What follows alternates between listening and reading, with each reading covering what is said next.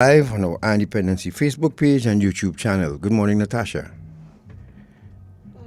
Yes. Good morning. Good morning, Trinidad and Tobago. And it is our pleasure to be here this morning at our regular time of 10 a.m. to talk about a very pressing issue. Now, before we introduce our guests, the overall objective of World Mental Health Day, which was commemorated on the 10th of October, is to raise awareness of mental health issues around the world and to mobilize efforts in support of mental health. The day, and I would argue the year that follows it, provides an opportunity for all stakeholders working on mental health issues to talk about their work and what more needs to be done to make mental health care a reality for people worldwide. Yes, that's right. And in studio this morning, to help us through this morning is, of course, Terri-Ann is here. You've heard her all week. And no stranger to I-95.5 FM and to you, the people of Trinidad and Tobago, Professor Gerard Hutchinson, who will give you the explanations, the clinical explanations, and everything to go with what we're going to be discussing here this morning, shed light in some very dark areas. Remember, folks, we have always been telling you about this discussion that you should have with your family. We've said that from time to time on our Dependency, where mental ill health should no longer be a taboo subject and you discuss it with your children. We've begged you over and over to do that. And some probably didn't take us seriously, and some did. However, this morning we're going to be dealing with the reality of this, because now we have a mother who decided to speak on behalf of her deceased son. She will tell you all about it. Professor, good morning. Thank you for joining us. Good morning, Garth, Natasha, and to your guests and to the listening public. And also, Terri-Ann, thank you so much for deciding to do this morning. Good morning to you. Good morning to you, Garth, Natasha, Professor Hutchinson, and the listening and viewing public. Thank you for having me. And just for the record, Terri-Ann, we did not force you to do this. We did not compel you to do it. You're doing this of your own free will. Of course. All right, so before we go to our break, we just want to share a short video with you from the World Health Organization. It's a positive story of survival of one woman who discovered that she was having issues, and she sought help, and she's now thriving and doing well. And we share this in the hope that when Tarian tells her story and the Prof gives us his clinical perspective, that we will all be touched and learn something and maybe prevent or help someone who is living with a mental illness to cope. So let's go with the first video, Shortman A, and then we'll go straight to the break and come back with Terri-Ann. I think it was 11 when my parents divorced. I got so affected, so much in my head I couldn't process as a child. I couldn't make sense of. That's how the trauma just kept accumulating, and then taking this now into relationships and not being able to really connect with people. I was looking for myself. I thought that I could only find it if somebody told me, then that was who I am.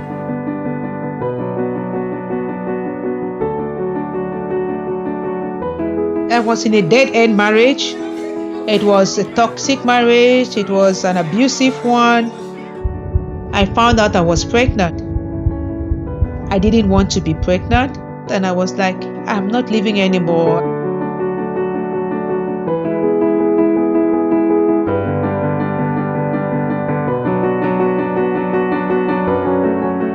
And I said, Father, if you know there's no use for me in this world, let me end it all now. If you know there's any use for me in this world, give me a sign. And that baby in my womb kicked me. And I cried. And I said, okay, I can't continue like this. So I left my marriage, I left everything. I saw a psychiatrist and then they recommended me to a psychotherapist. Started having joy again in life, and so I connected with people who have been through stuff. I have a community, I call it a support system. And so that is really how gradually I was able to pick myself up. Yes, there's a lot of darkness in this world, and yes, you can go through a lot of stuff. Yes, you can come out, and yes, you can do so much more.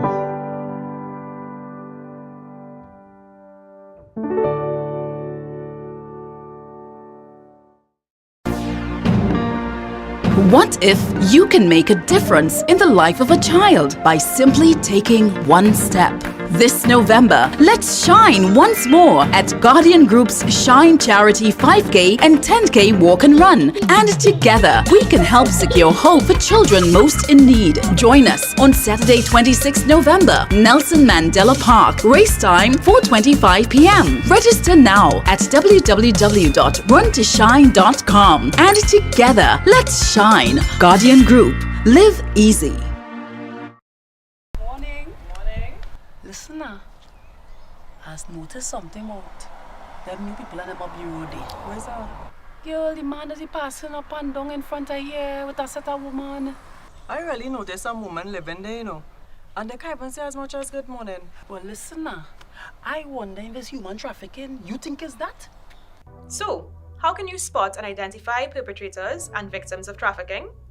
Many victims are found living and working together in the same place and sleep in shared and inappropriate spaces. Victims work excessively long hours. They often sleep in the daytime and work long nights. They are often escorted everywhere they go and may appear to be malnourished. They may show signs of physical abuse, drug and alcohol use, and may also appear withdrawn, fearful, or intimidated. Victims who are migrants are often not in possession of their identity or immigration documents and have irregular immigration status. Perpetrators can be male or female and may appear to be managing or controlling the victims. And they may even at times appear to be the victim's best friend, boyfriend, or employer. We are the Counter-Trafficking Unit of the Ministry of National Security, Trinidad and Tobago, safeguarding human life. Some of us like to play games of chance, but remember, gaming should be fun, so don't get carried away. Play for a prize, but don't pay the price.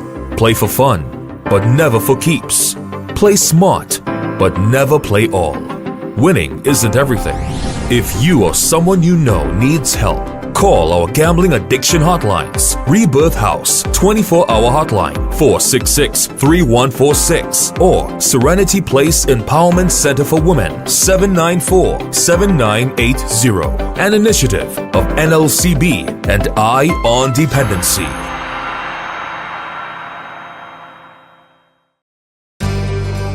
Eye on Dependency with Garth and Natasha. Reality radio at its best, where every life is a biography. Sundays at 10 a.m. and exclusively on 95.5 FM. And streamed live on the Eye on Dependency Facebook page and YouTube channel.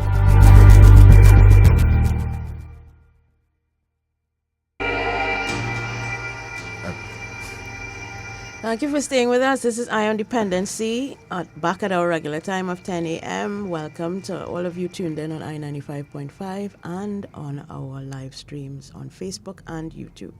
Yes, and Gary Barrington is not here yet, but Stormin Tom is still holding down the fort with us. And we thank you, Stormin, for staying with us to make sure that we get on air this morning. So, Terri-Ann, it's your turn to educate the public. The people of Trinidad and Tobago, I know some people would have, be a bit taken aback with you deciding to do this. So before we get into the question, what really made you decide to do this, to speak out and become an advocate?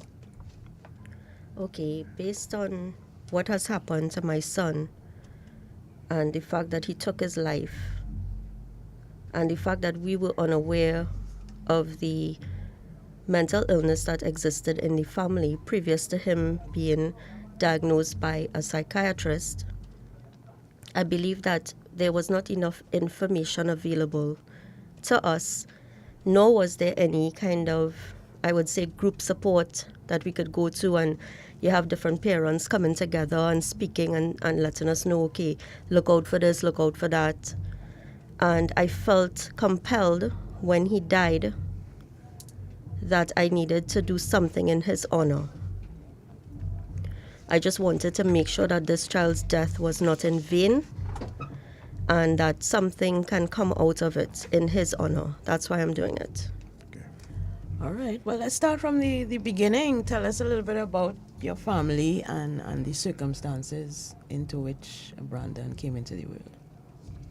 Okay, well, I was pretty young. I was just out of A-levels when I found out that I was pregnant.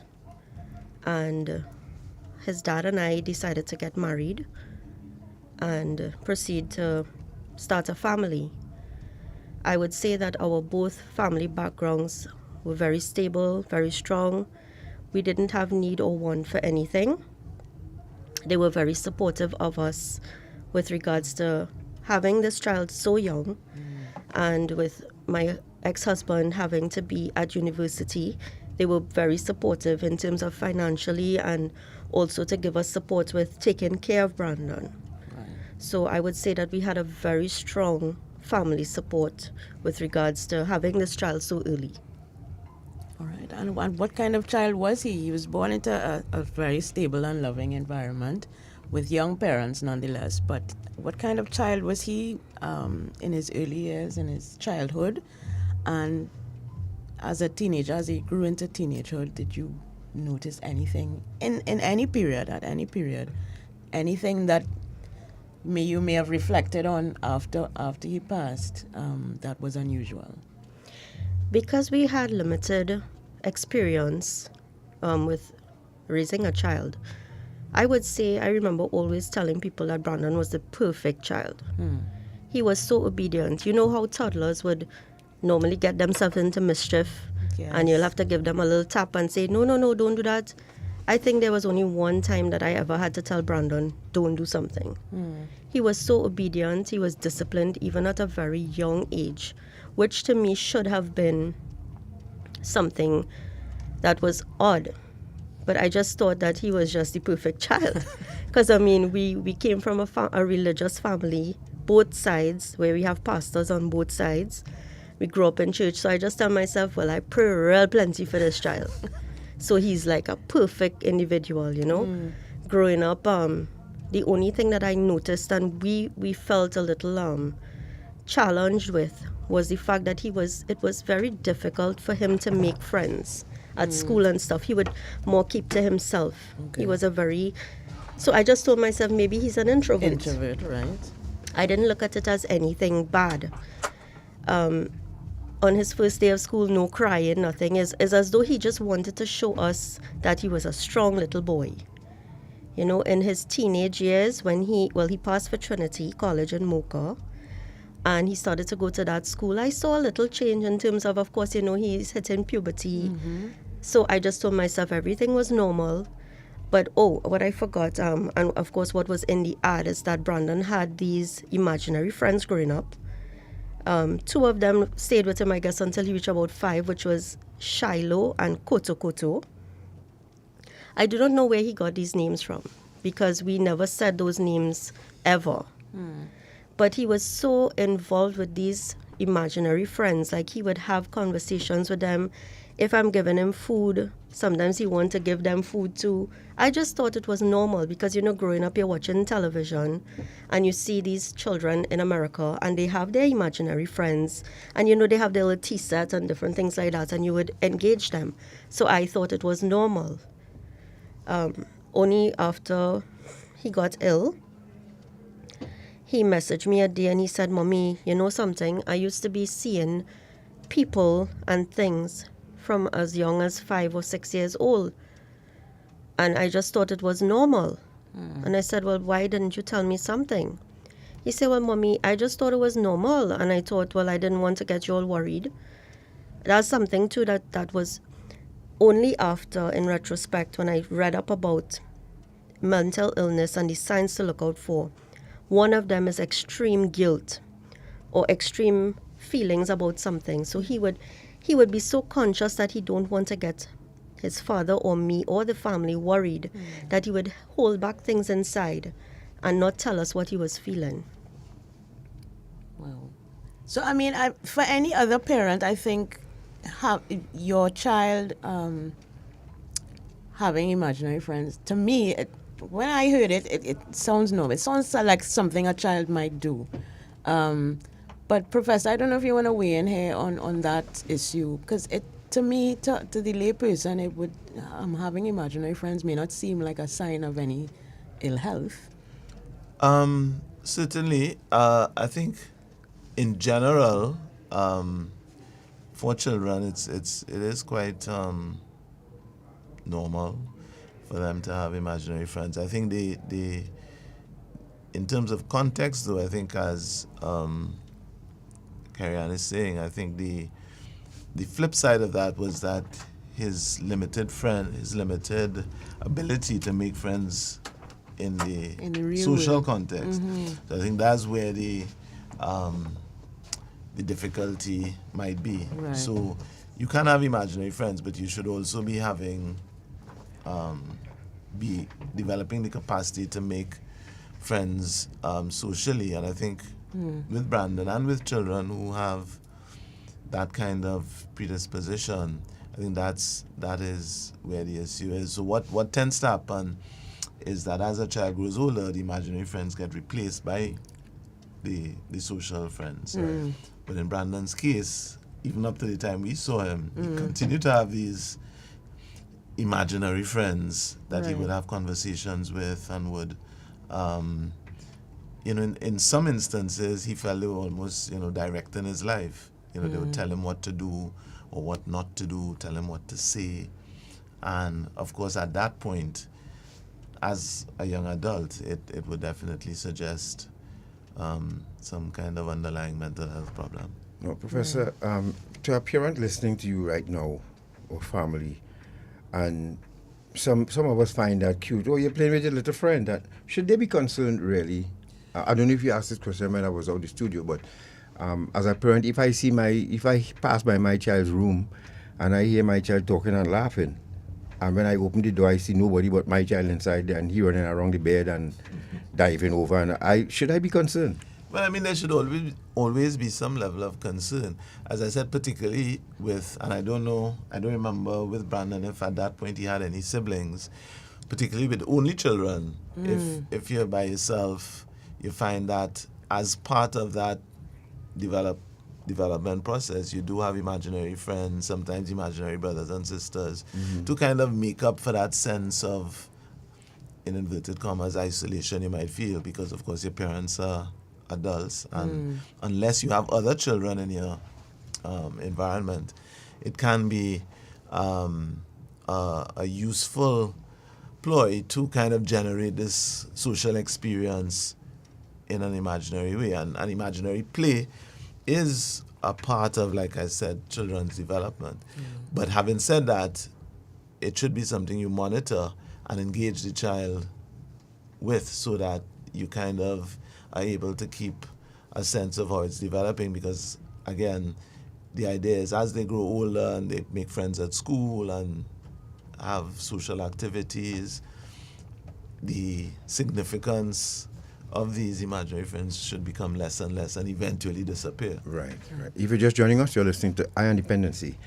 And in studio we have Professor Gerard Hutchinson and Terri-Ann. Terri-Ann is here as an advocate to tell us all about how she lost her son through schizophrenia. So just another follow-up on that last question. Did you, when he was in primary school, was he introverted? Did he have friends that he played with and engaged with at that level? Okay, yes, he did have friends, but to the level of, I would say a normal child. He didn't have that many friends. And as I said, it wasn't very easy for him to make friends. I could count maybe on my both hands the amount of friends that he would speak about on a daily basis. Right. And let's say that someone has a birthday party. Yes, he would get invited, but he would always be anxious about it. He would be, like, Mommy, what kind of gift you're going to get?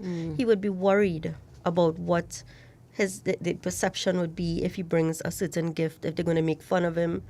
And I just thought that, okay, as an introvert, he's probably worried that they're going to laugh at him or make fun of him. Now, he did go to a private school, and of course, his parents weren't as wealthy as the other children's parents. So I thought maybe that could also be a reason why he was feeling like that. And I didn't think too much of it in terms of thinking that something may have been wrong with him. Right. But to say that he didn't make any friends, no, he did have some very close friends, even up to the point of him dying. He did keep in touch with a few of them. And he also made a lot of friends after he left. Well, we had to take him out of school. But he did make a lot of friends after that. And even some from Trinity remained his friends and actually worked with him at my brother's business place. So, he kept on that friendship until the end.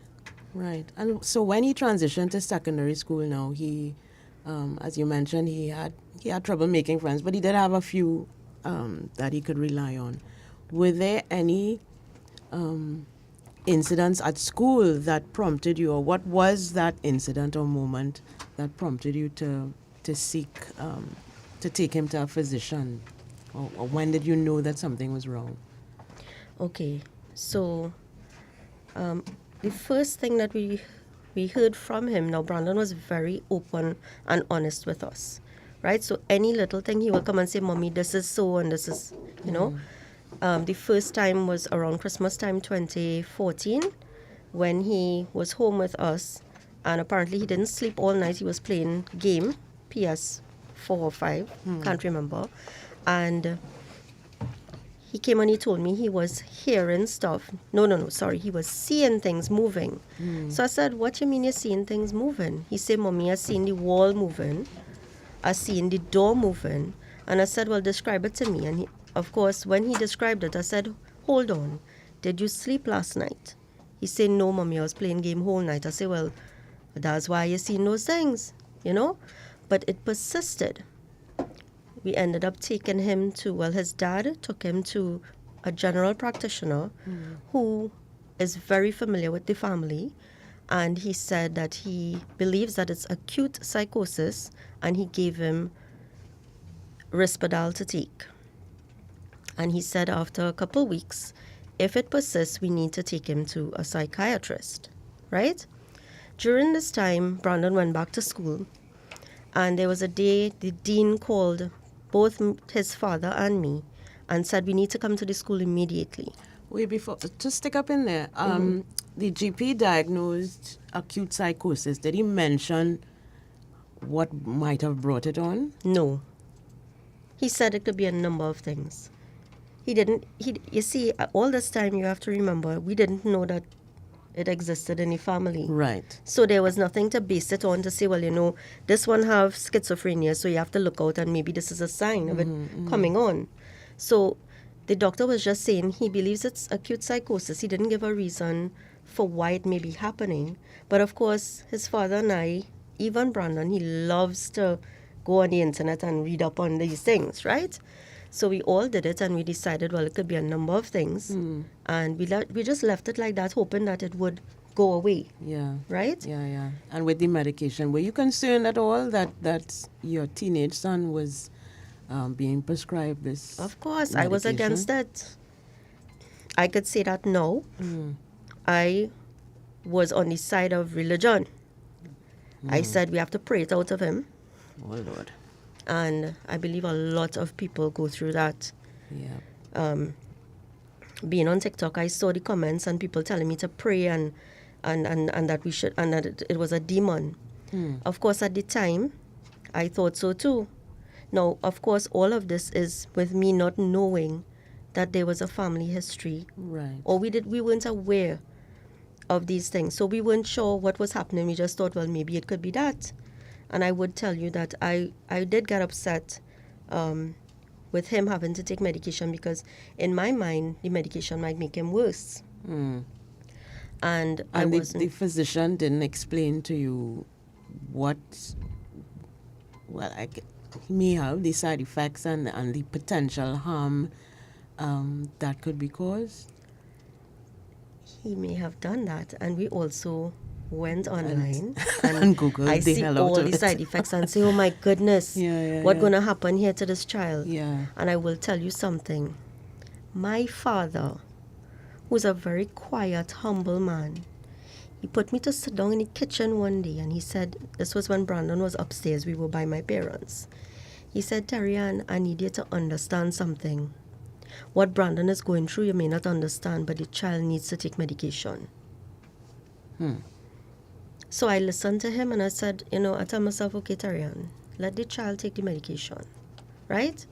So he was on this medication and still going to school when school opened back after Christmas. Right.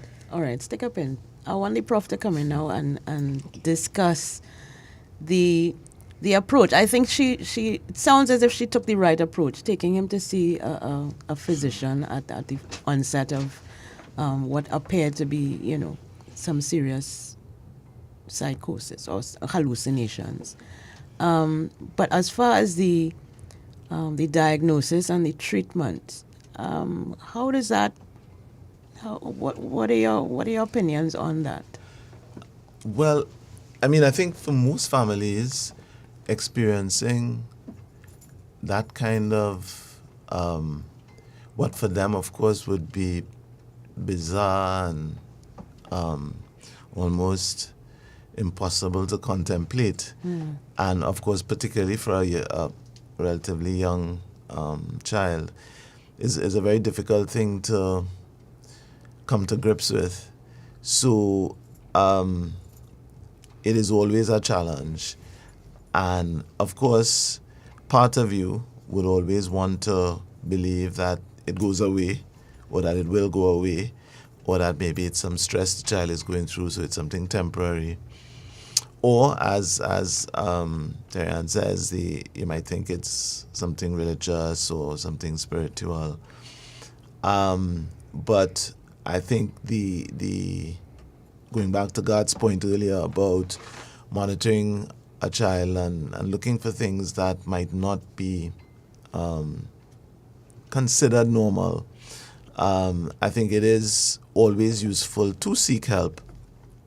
With regard to that strategy, I think, again, as she pointed out, this was the general practitioner they went to was somebody they knew, or somebody who knew the family quite well. So I think trust is a big issue in all interactions with institutions, and especially with health. So I think that was an appropriate move. The only comment I would make about the general practitioner's approach would be that we usually would like to do some investigations before we start medication. But again, the pressing nature of the presentation might have pushed them to think, well, no, we need to address this as quickly as possible. And if you're convinced that it is a psychotic illness, then prescribing what was prescribed, is one of the more appropriate choices. Whether they should have perhaps gone to a psychiatrist first, whether they should have used some other approach with the, perhaps 2 weeks, I think you said. Maybe 2 weeks might have been, a long time, particularly if you're concerned about side effects. But I think up to that point, it was inappropriate and the choice that most people would make given those circumstances. Yeah. If you're just joining us, you're listening to Dependency, and we thank those of you who take time to join us on Facebook and YouTube. Remember, you can find us on EYE on Dependency on Facebook or YouTube. And while you're on the YouTube channel, both channels, you could like and subscribe. click on that button so that you will get notifications every time we go on air.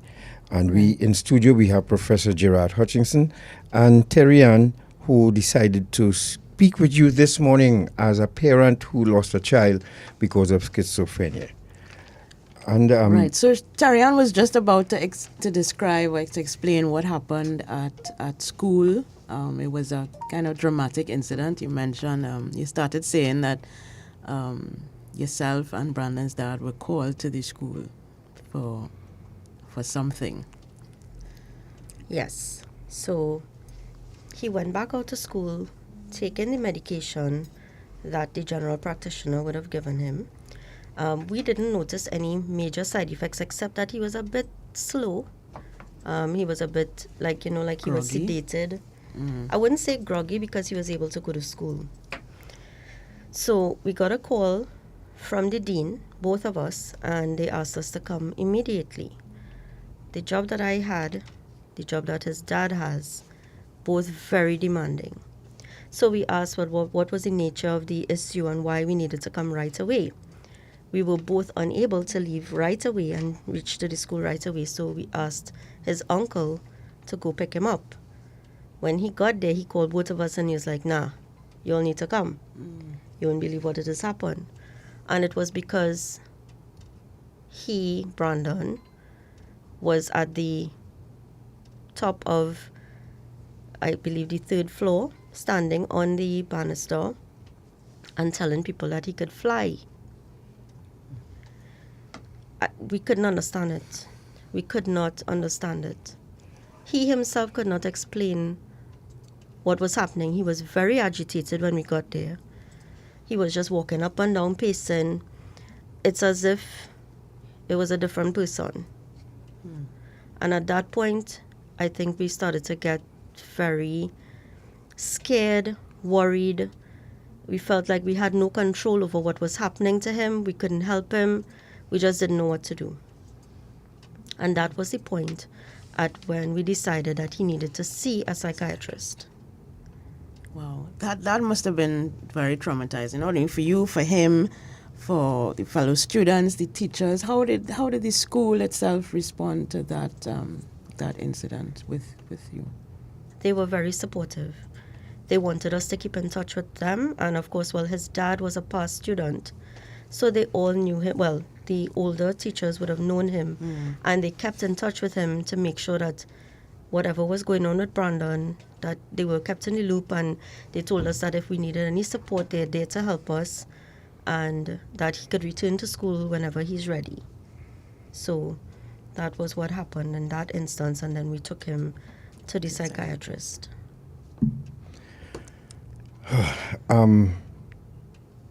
What was the outcome of the schooling then after that incident? Was he able to? Did he ever return to school? Go back to school, and how did the children, if he did? Tell us about that. From that point on, he went downhill. So many things happened after that it was like we couldn't send him back to school like that. He regressed to the point of as though somebody got brain damage, where he at one point he lost the ability to read or write. He couldn't sign his name.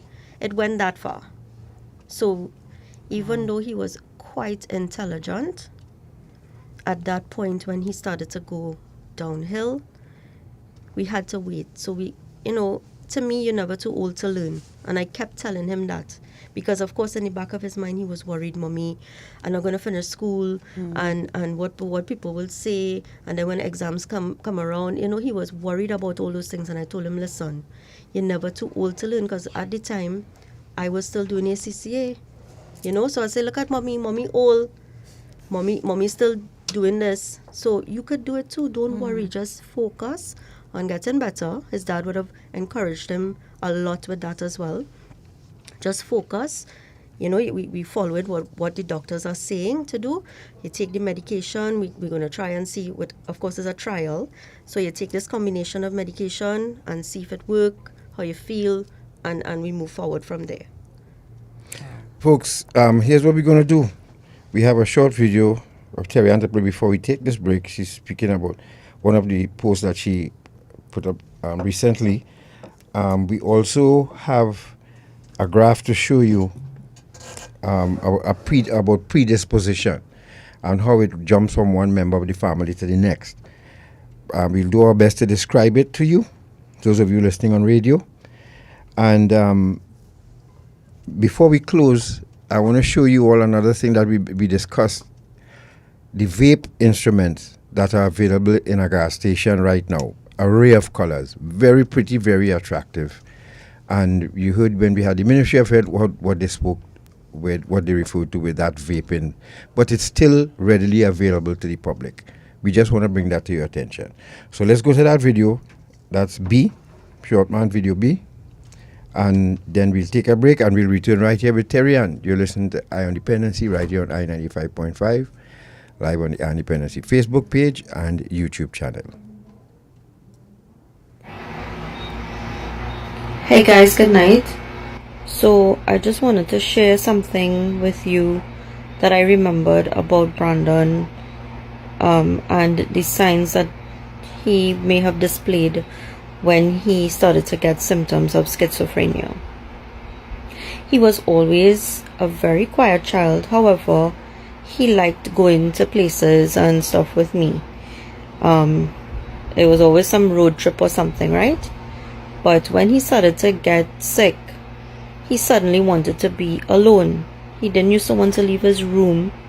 He didn't used to want to leave home. He didn't even used to want to go by his grandmother anymore. And he used to love to go there to be with my little brother, who he still ended up working with coming down to the end. So that's one of the signs to look out for.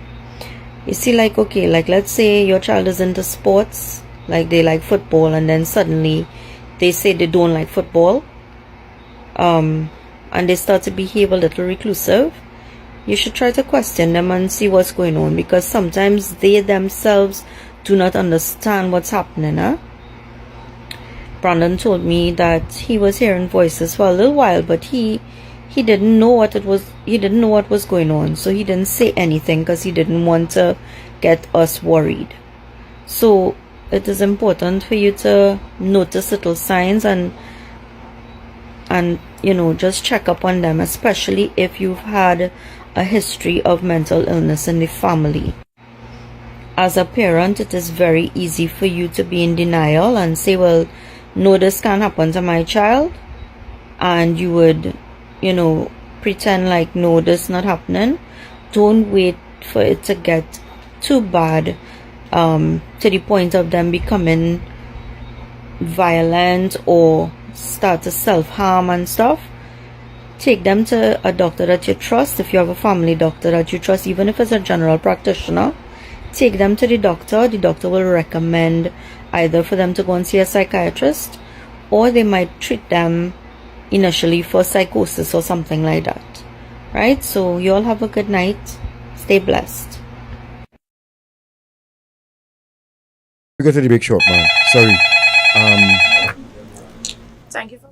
Before we go to the break short, man, I want you to when we come back, we want to speak to, you know, those of you who want to adopt children as well, and how you should approach it going forward. Because one of our viewers who live outside of Trinidad and Tobago, she's online this morning, she reminded us that there are people who would want to adopt children as well, but they never. I don't know if there's a trace of their family history, because you could very well adopt a child like Brandon and not know, and then find yourself on the deep end when it's too late. So let's go to this break. Thank you once again for joining us on our Dependency. We have Dr. Gerard Hutchinson in studio and Terri-Ann giving her story about her son, who unfortunately is not with us any longer. Stay right there. We'll be back. Thank you for calling the counter-trafficking unit of Trinidad and Tobago. How may I help you?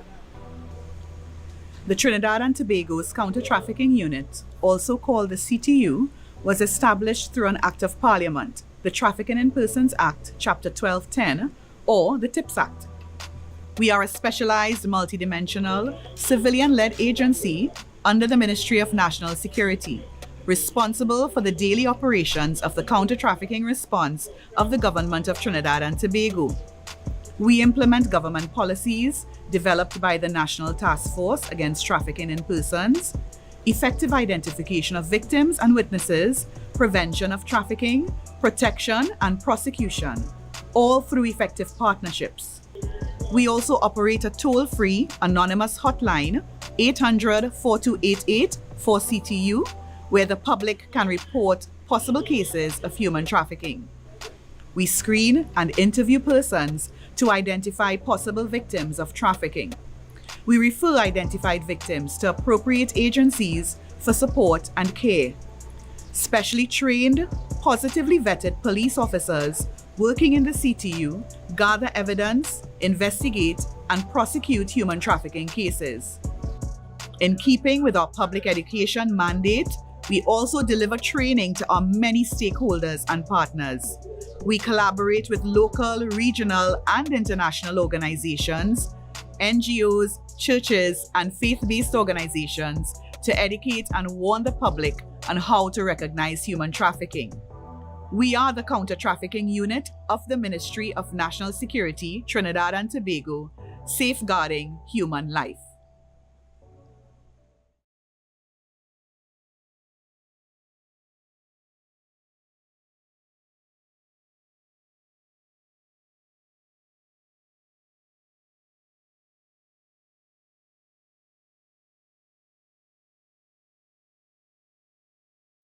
Some of us like to play games of chance, but remember, gaming should be fun, so don't get carried away.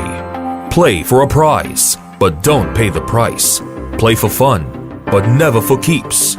Play smart, but never play all. Winning isn't everything. If you or someone you know needs help, call our gambling addiction hotlines. Rebirth House 24-hour hotline 466-3146 or Serenity Place Empowerment Center for Women 794-7980. An initiative of NLCB and Eye on Dependency.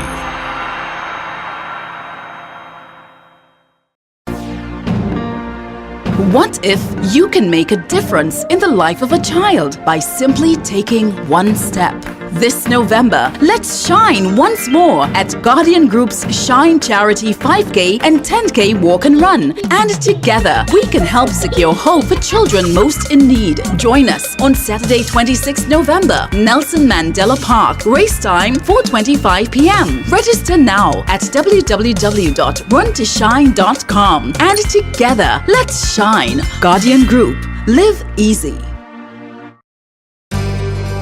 Eye on Dependency with Garth and Natasha.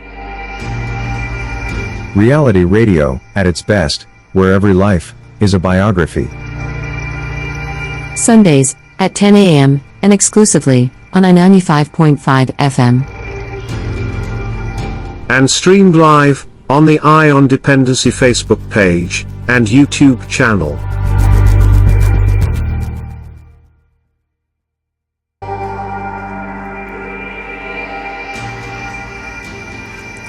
Thank you for staying with us. This is Eye on Dependency, and we are talking about mental health or mental ill health in this case with Terri-Ann and Professor Hutchinson. Terri-Ann is talking about her family story, and in particular her son Brandon, who was diagnosed with a severe mental illness. Now, there's one question from our Facebook audience, if you can clarify for us, Terri-Ann. He's asking whether the incident that happened at school may have been a side effect of the medication that he was put on. Did you ever investigate? It could be. I thought so. I thought that it made him worse. Because, of course, before that, he would never do something like that. Right. However, with the disease itself, or the illness itself, if you read up on it, there are different stages to it. So who knows if that could have been what happened in that case. I can't, definitely say, well, yes, it's a side effect of the medication. Right. Now, we have two issues here before we continue, Terri-Ann. You reminded me when you said your son was on the third floor balcony. It reminded me of the owner of the photo studio on Stone Street. His son went to university, but he had consumed hallucinogenic mushrooms. And he actually did fly, or did try to, and he died. So we have two scenarios here, and we could ask Professor to speak to that later on.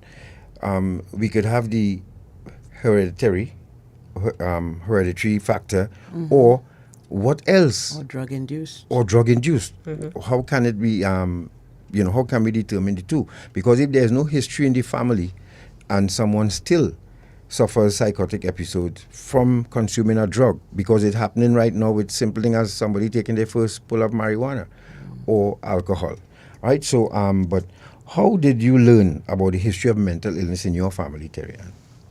After that incident, Brandon's dad and the uncle, they checked out a few psychiatrists, and one was recommended, which was Dr. Iqbal Ghani. And we took Brandon to Dr. Ghani, who was operating from Henry Street, but he was also available late evenings at his home, which was in Diego Martin. And Brandon, all of us was from Diego Martin, so we felt like this would be the best option.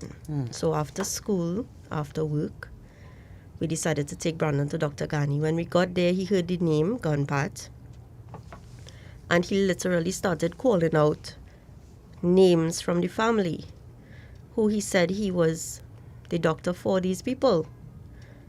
One of them we knew as Auntie Grace, and his dad and I were looking at each other like in shock.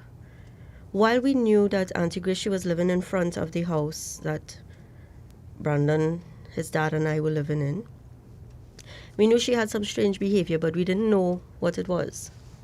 We just know that sometimes she would be peeping by the wall and saying, like, counting and stuff, and we actually used to be laughing at the lady. We didn't know, right?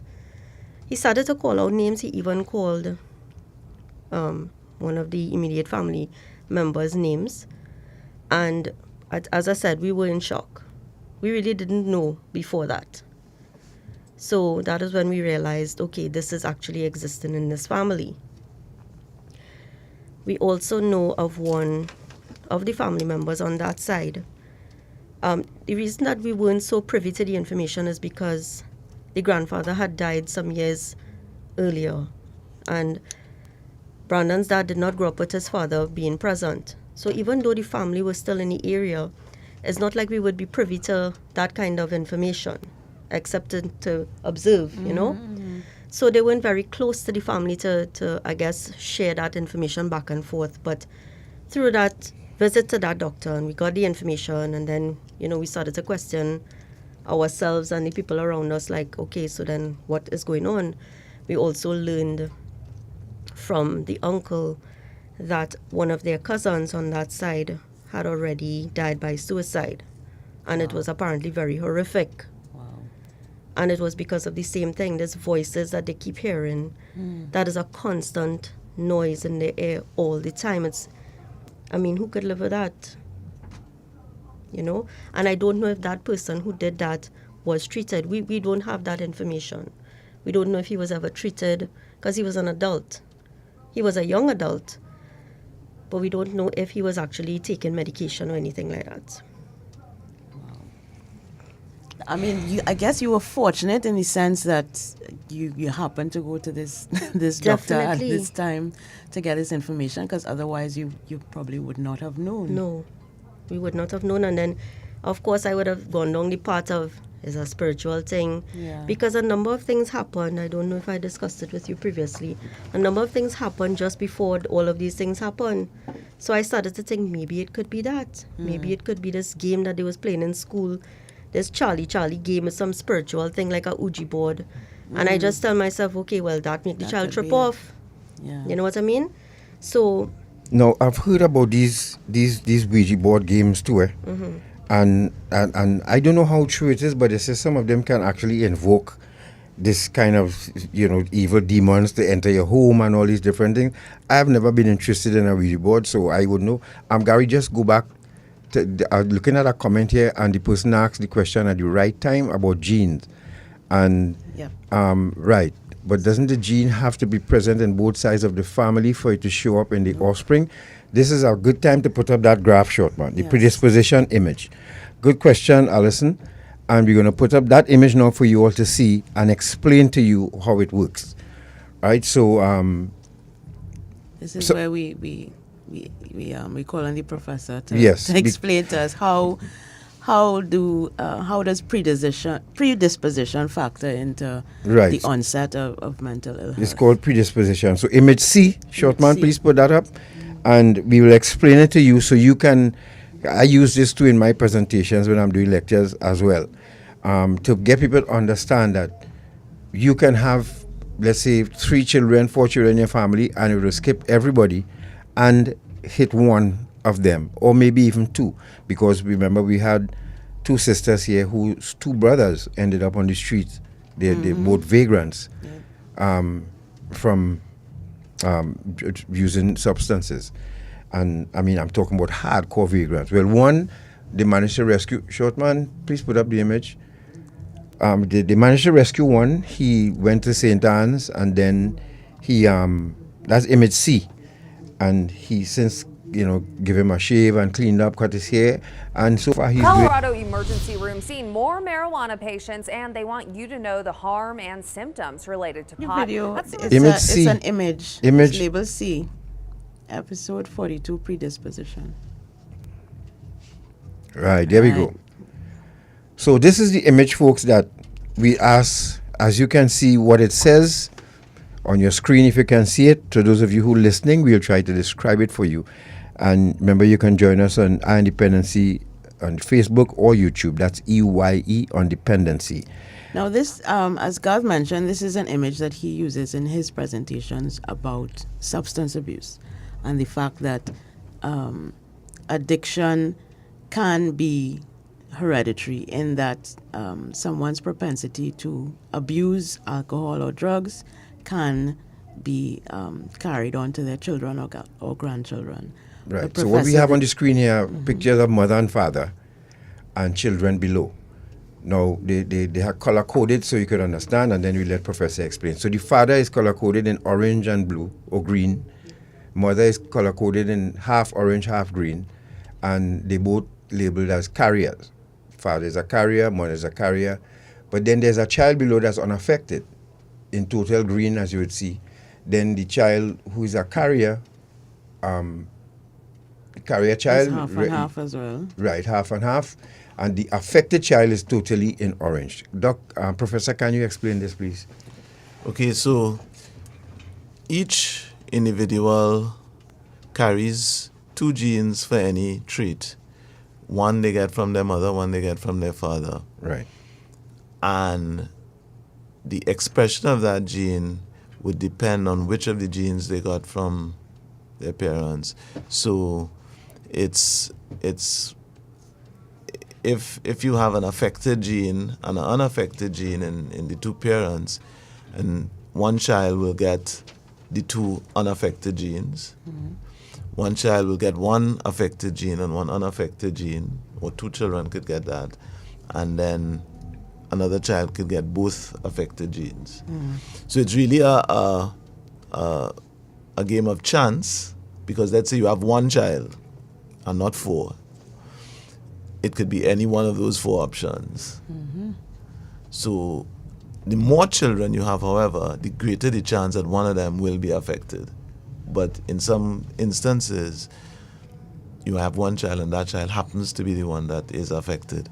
So so this is now genetic inheritance is a very complex thing.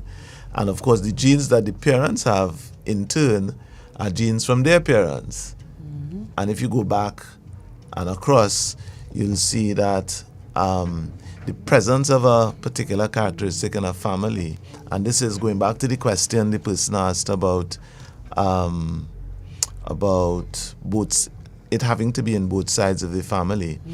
It doesn't have to be depending on the strength of the gene. And also, some people think when they get asked about their family history, they think about their parents and their siblings. But even your aunts and your uncles and your cousins and your grandparents, the gene or the illness might have been present in them, and it could express itself in your child because of how that balance between the genes operate. So that's and that is, you know, a relatively simple explanation, because the expression of one gene is might be dependent on the presence of other genes. So according to this graph we have on the screen here now, we have a couple with 4 children. One is totally unaffected, but then we have 2 of them carriers and 1 fully affected. Right. Now, the 2 who are carriers, when they get into relationships, they too would carry that gene forward. Sure. Correct. And also, if the 2 carriers are exposed to things like drugs, are exposed to things like extreme stress, are exposed to things like abuse growing up, or bullying, or then they too, although they are carriers, could also express. So people might look at them and think they're kind of weird, or they're kind of strange, or they're different, and depending on the degree to which they abuse the drug, if it's a drug, or the degree to which they are affected by whatever adversity, they too can express the condition, although they're carriers. If you're just joining us, you're listening to Dependency, and thank you very much for doing so. We're trying to help you all this morning, folks. And of course, as we say, change lives. And you're listening to Professor Gerard Hutchinson and Terri-Ann, who decided to become an advocate because she lost her son through schizophrenia. But can you describe first a couple of times when you were scared for Brandon's well-being and safety? Well, definitely that school incident was the first one, the first major one. And then early 2017, now, of course, by this time, Brandon is out of Just school. to cap in for 1 second. Shortman, could you keep up that image, please, for those who just joining us, and we could explain it later on. Just keep it up for a few. Right, thank you. Go ahead, Tarian. Okay, so early 2017, normally for Christmas and New Year's, I'm sure every Trini know this, for family, for Christmas time and New Year's, everybody come together. I remember distinctly for New Year's Day, we went to my grandmother's house, which would be Brandon's great-grandmother. We would never miss that get-together. I assumed Brandon would come with my little brother, and he didn't. And I remember messaging him and saying, well, why you not here? And he's saying, nah, mommy, I just feel like being alone. Now, that is, of course, one of the things to look out for, right? When they decide that they want to keep themselves isolated. Anyway, so I just found he was moving a bit strange. In terms of, he was talking less. He didn't really want to come around and be around us. And a day my mom called me and she said, Terri-Ann, you need to speak to Nick, who's my little brother. And it was as though Nick was afraid to tell us what was going on, because Nick was Brandon's confidant. Now, I was also Brandon's confidant to a certain extent, but there are some things he wouldn't tell me because I'm his mom and he knows that it would worry me really badly. So he would decide to confide in my little brother. And when we investigated, my little brother said, Terri-Ann, Brandon cut up himself. We didn't know the severity of it. We didn't want to go home and just tell him, take off your clothes. We wanted to do it in a way where he would not have lost my brother's confidence, in that he wouldn't think that my brother came to us and told us what happened. So what we did, I told his dad, let's pretend we're taking him to the doctor just for a checkup. We took him to St. Augustine Private. When we got there, of course, at this time, we still didn't see what was going on. When the doctor was examining him, I'd behind the doctor and I tell him to take off his jersey, whispering, like, you know. I swear, when Brandon took off his jersey and what we saw, Brandon's dad, thank God that other chair there. The man literally dropped. I myself felt like I wanted to puke. It was so extreme. Like, I've never seen anything like it in my life, except maybe if you're watching some horror movie. He was, we mean, cut from cutting himself? Cut himself from this arm all the way across his chest and the next arm. And it was done in a strategic way. It was as though he was making a symbol. I am telling you, that was something out of a horror movie. What did he use, a knife? He said he used a razor blade. Holy Jesus. Oh, wow. At this time, Brandon was 17. Right? And picture us seeing this thing and We were speechless. We asked him, well, how you cover this up? He said he was wearing black clothes. And every time it started bleeding, he would take toilet paper from the bathroom and just pat it and keep it like if it was like gauze or something. Yeah. And of course, he would flush it down the toilet and apply a new set. He was hospitalized immediately, yeah? Right there in St. Augustine Private. Immediately. A lady named Dr. Babulal was the one that they called out to deal with the situation. And we had to call out a 24-hour nurse. His name is Regal Forgini. He has his own little business set up where he's a psych nurse. And we had to pay him and the hospital for that one night. And that one night came up to like 10 grand. Oh. Because we had to have Brandon in a private room, of course, right? So we had to have this 24-hour nurse monitoring him. And talking about it was so, we didn't even know what to say. We didn't expect anything so drastic.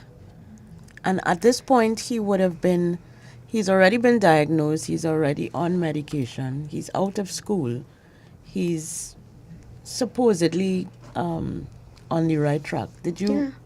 So this came out of the blue. Here's what happened.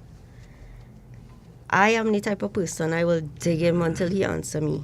I know it have some things he don't want to tell me. And I used to be persistent. I used to say, Brandon, tell me the truth. Tell mommy the truth. I promise I wouldn't get angry. I promise I wouldn't tell anybody. Did you take your medication? Eventually he said, no, mommy. I said, so why you wasn't taking the meds? Why? He said, because it was making him feel not himself. He felt like he was in a cloud. He couldn't think properly. He couldn't, it was as though he had a medicine head all the time. Yeah. So that was one of the reasons why he didn't take it. Now, when we read up on the drugs, you can't just stop taking it just so. Correct. It could cause you to get suicidal thoughts and different things like that.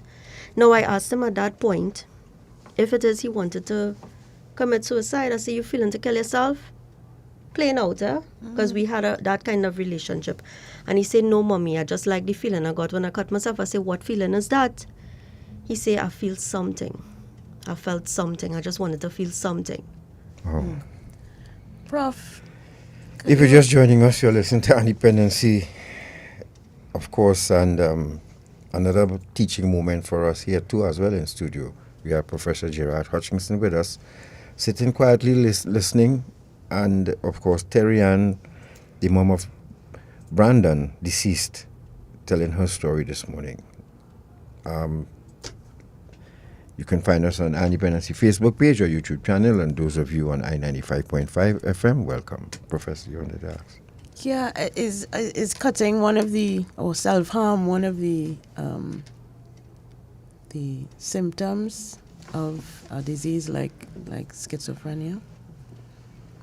It can be. It is a symptom of multiple conditions, and we've had a kind of I don't want to be overly dramatic, but there is a kind of epidemic of cutting in this society, among young people especially. Right now? I would say right now and over maybe the last 10 years or so. Right. So it's something that, I mean, if you talk to any secondary school child now, they'll probably tell you they know somebody who cuts. And probably more than one person. Wow. So where they are... Come back to us, Shortman, please. So where are they... How can we know if a child is cutting? Because if a child going to school, they went short sleeve. There are several places that they cut themselves. Well, as Terri-Ann said with Brandon, now remember, as a child is growing older, the likelihood that a parent will check on their body is very low. Yes. Because the child goes to bed, changes their clothes, comes out, and if the child is intent on the parents not knowing, it's very easy. They would cut their chest, they might cut their legs, they might cut their upper arms.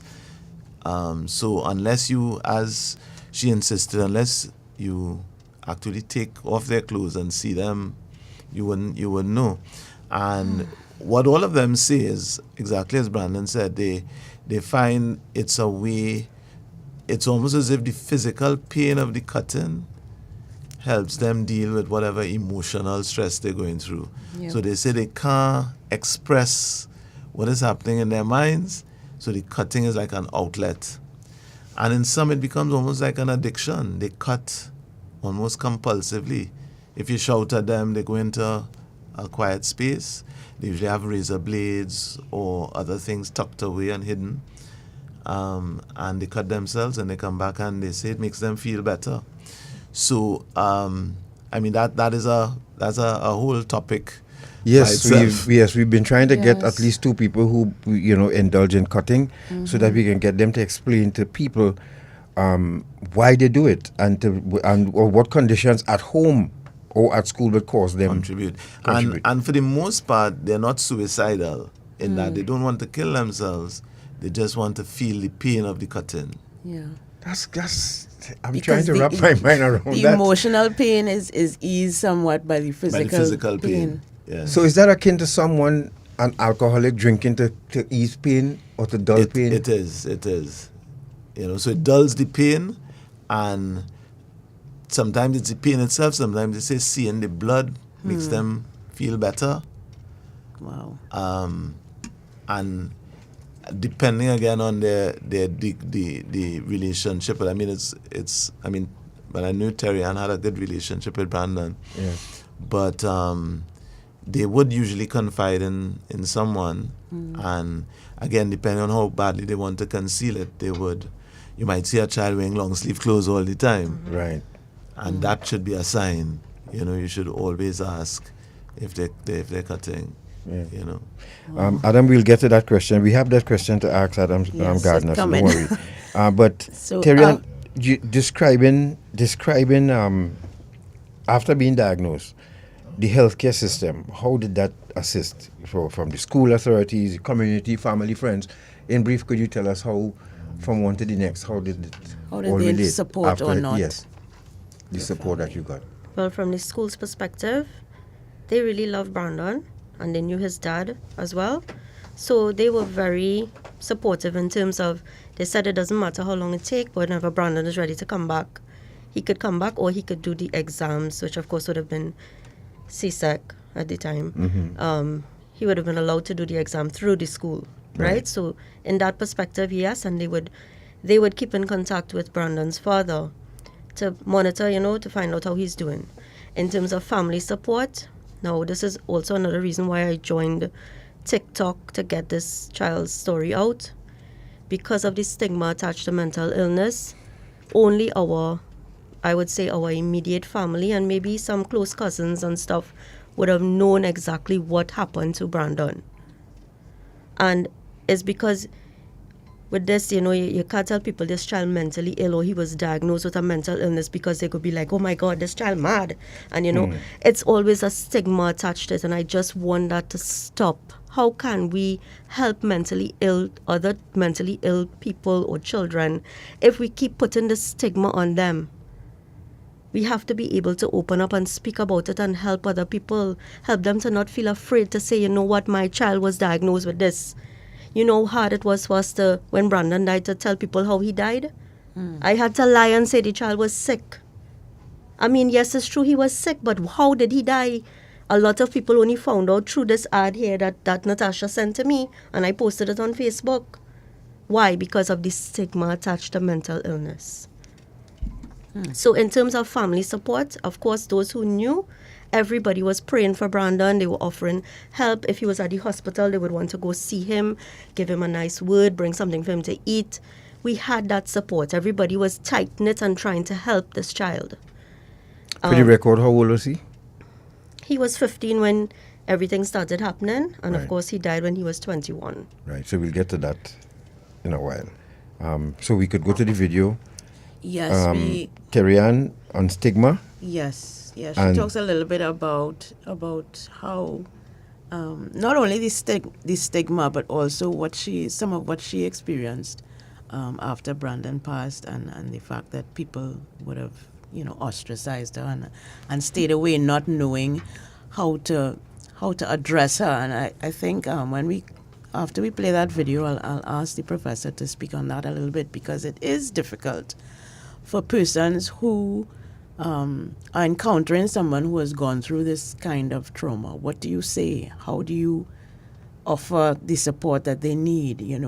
It's very difficult sometimes for people to rationalize and not feel sorry for and feel sort of helpless as to what they can do to help. So let's go to that video D, short man, and come back to us after that.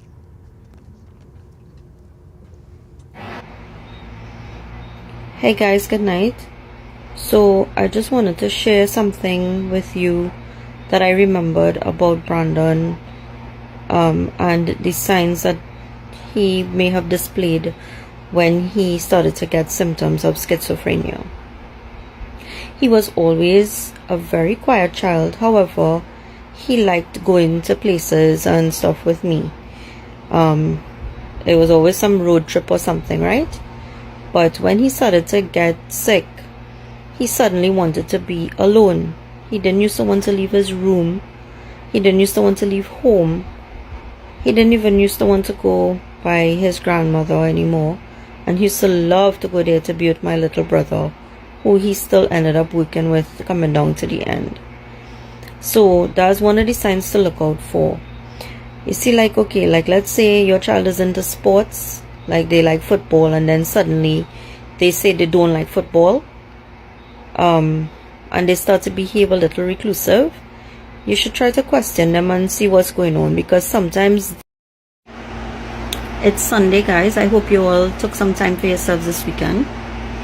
I have been doing some introspection for the past few days, and while I was taking a bath just now, I realized something that I didn't think about before. You see, my days are usually spent with me just trying to get through each day and trying to be the best mother I can be to Alyssa, who has also lost her brother. Yes, I lost her son, but she lost her brother, and she needs me, right? So I'll be trying to just be strong and do what I have to do. So I don't really have time to think about who say what and who treated me differently and whatever.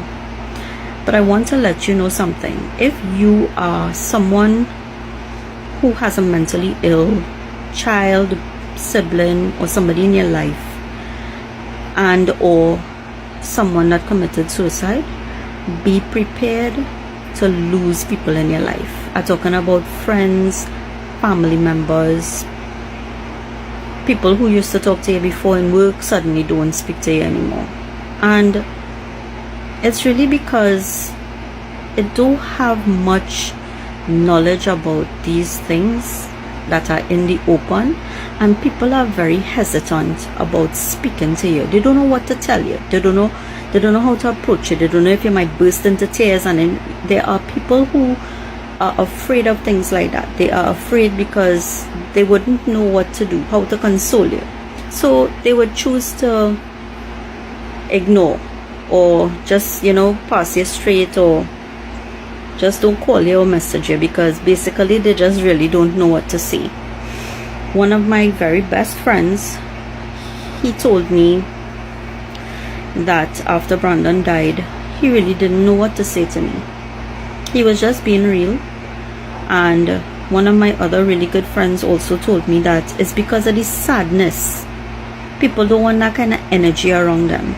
Now, you and I might not do that to someone who we care about, a friend of ours or a family member, but there are some people that are not emotionally in touch with themselves to be able to handle it, and that's okay. That's not their journey, it's yours, just like it's mine. So I can't blame anyone for choosing to be like that. But I just want to say, just be prepared, Hope you all are having a great weekend. Bye. Right, so yeah, I wanted the professor to talk a little bit to those of us who don't have this trauma to deal with. What's the best way for us to provide support to persons who are going through? And we'll hear about that right after this break. When we return, Professor will tell us about that. And Terri-Ann, I know is something that you didn't want to touch on. People wanted to find out, how did Brandon really end his life? So I know it's really hard for you, but you decided to speak about it, so we'll hear about that when we return. Folks, you're listening to Dependency right here on 95.5 FM, live on the Dependency Facebook page and YouTube channel. We have in studio Professor Gerard Hutchinson and Terri-Ann, who decided to speak out this morning and become an advocate. And of course, ably supported by her husband and daughter in studio here as well. So she has good support this morning. And thank you too online for your comments and your words of support and encouragement for Terri-Ann as well. Terri-Ann, a lot of people still believe in what you're doing. We'll take a break. We'll be back. Stay right there.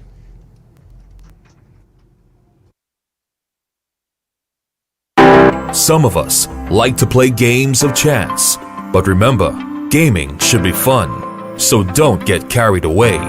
Play for a prize, but don't pay the price. Play for fun, but never for keeps. Play smart, but never play all. Winning isn't everything. If you or someone you know needs help, call our gambling addiction hotlines. Rebirth House 24-hour hotline 466-3146 or Serenity Place Empowerment Center for Women 794-7980. An initiative of NLCB and Eye on Dependency.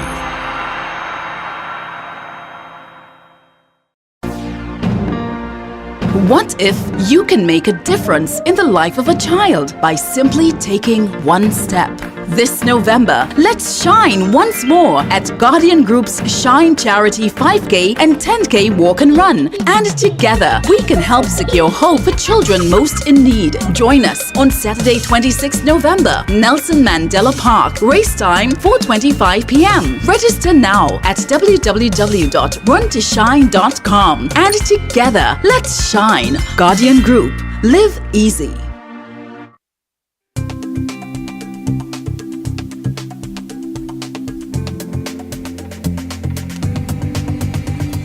The government of Trinidad and Tobago, through the National Task Force Against Trafficking in Persons, continues to develop and implement effective policies and procedures to prevent and suppress human trafficking.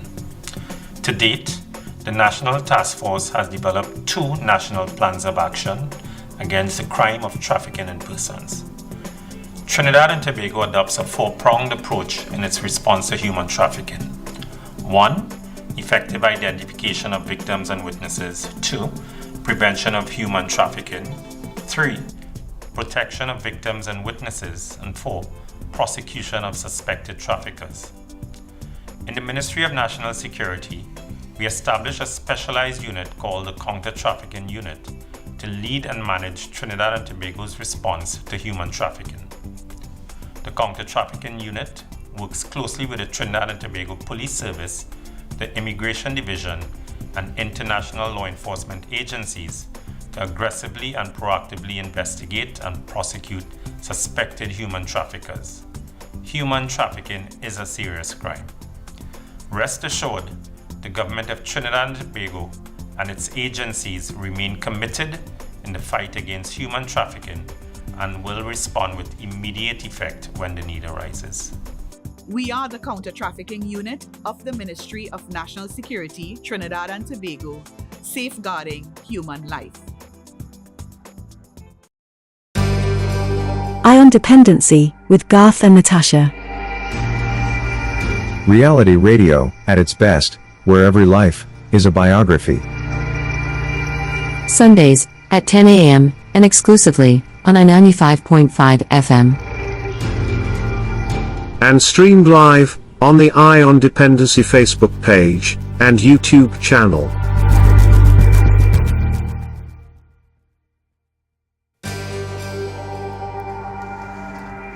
Thank you for staying with us. This is Eye on Dependency. We are in the last 40 minutes of the program and we are talking about mental health, mental ill health.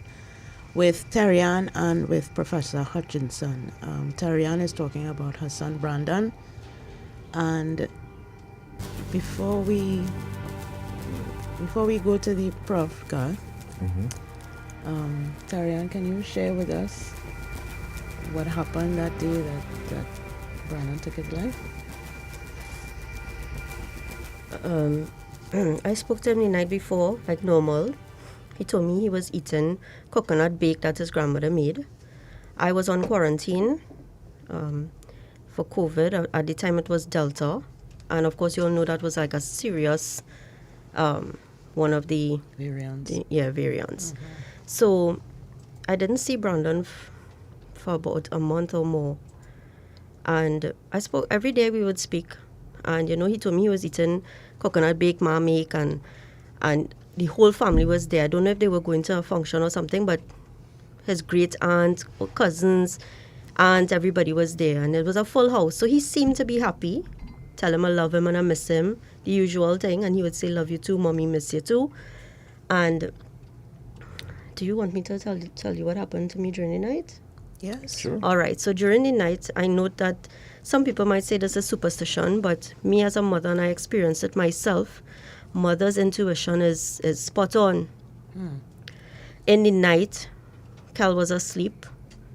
I was awake. I could not sleep for some reason. I was there watching Coming to America, and then all of a sudden I started to feel like if I was getting ague. Ague is like when you're feeling like you're really cold or you have goosebumps and, you just feel, I felt like, oh my God, I getting COVID now. Because I'm home already on quarantine. I say, oh Lord, I getting fever. Take off the fan, because I had on the AC and the fan. Took off the fan, still feeling cold. Put on a sweater, still feeling cold. Went and I got an additional blanket. So 2 blankets, a sweater, the fan off. Then within a few minutes, I looked at the time again and I see minutes to 2. And I started to get this pain in my belly like if I going through labor. And I look at the time again and I say, let me go on WhatsApp and see if Brandon waking. Usually I would message Brandon for anything. He will message me for anything. When I check his last scene was 8:28 p.m. I say, you know what, this child take his medication and he knock out. Let me don't wake him up. Because usually if he wakes up suddenly, he will get up anxious. I say, you know what, let me not do that to the child. I remember reading over the conversation and I'm looking at the time and I say, you know what, it's COVID. I get in COVID. The belly pain is probably I'm going to vomit or something. That persisted for a little while, and a little after 2, it stopped. I fall asleep.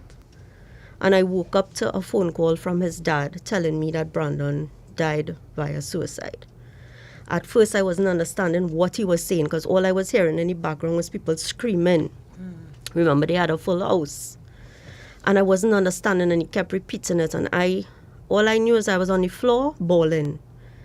Kel ran out, picked me up, put me on the bed to sit down. He didn't even know what was going on. All he was hearing me saying was, Brandon, Brandon, So he knew something was wrong. And eventually I got myself ready and went down to the house. Quarantine or no quarantine, I needed to see my child. Now, I know one of the questions on a lot of people's minds is, how did this child do this thing? What I will tell you is I'm not going to tell you how he did it. And here's why. That is my choice. That is a private issue. Does it matter how he died? Will that help anybody to know how he died? No. That is just to feed people's curiosity, right?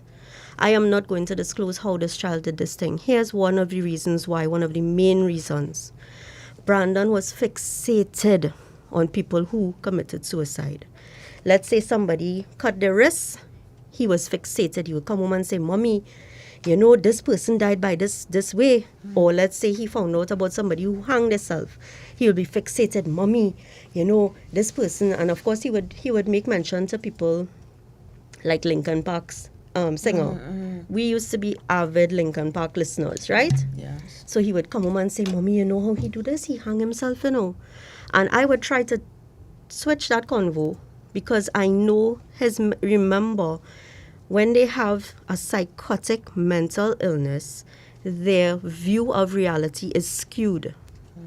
So to feed that into a negative space, I'm not going to do that. So whenever he talks about things like that, I would change the topic.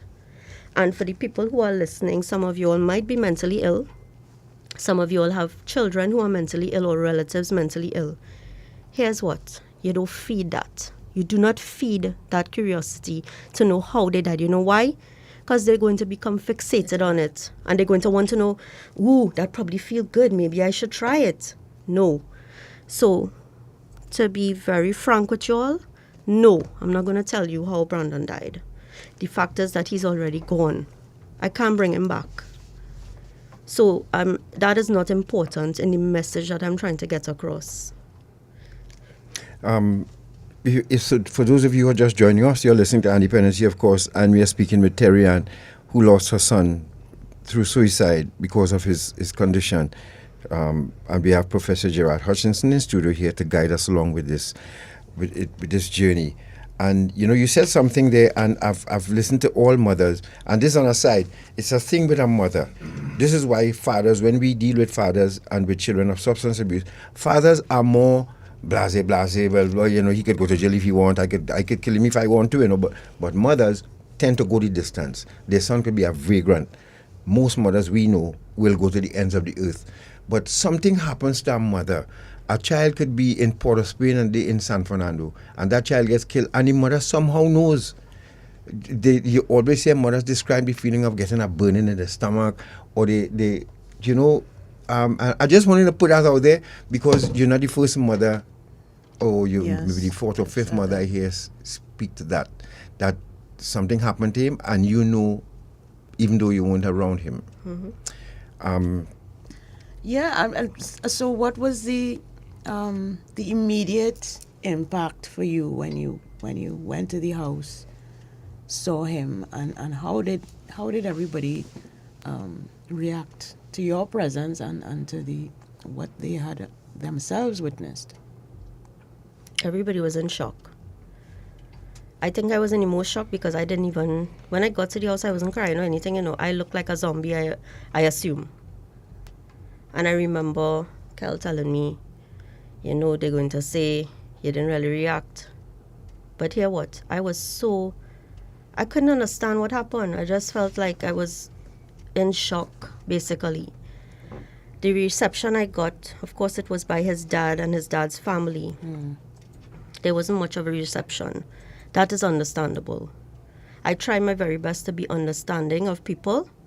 And I told myself, because I wasn't there when it happened, I could be partly blamed for it. That's fine. Because guess what? I have been beaten myself for what I could have done, should have done. What ifs? I think any parent in this situation would do that to themselves. And it isn't healthy. Thank God for the support that I have. Because they will tell me point blank, my boyfriend will be like, hey, stop that. You can't do that to yourself. Look at the road you're going down.